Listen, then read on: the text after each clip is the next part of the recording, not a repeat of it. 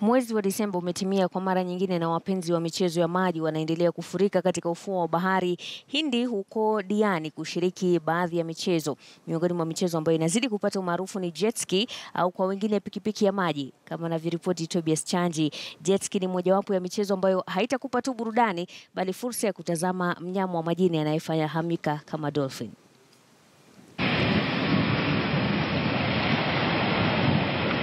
Red on Water Sports ni kampuni inayohusika na michezo mingi ya majini katika ufuo wa Diani.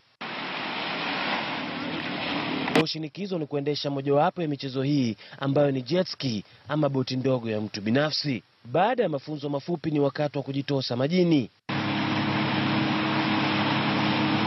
Ni safari ya dakika 30 hadi kwa maji makuu ambapo utapata fursa ya kuona pomboo wakipanda na kushuka baharini.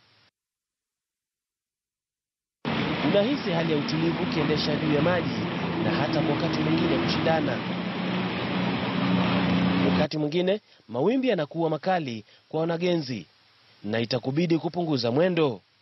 Ni safari iliyo na vivutio vingi kama mwanadada Rehab Wanjiru anavyotuelezea. Got flyboarding, which is the newest sport across the globe.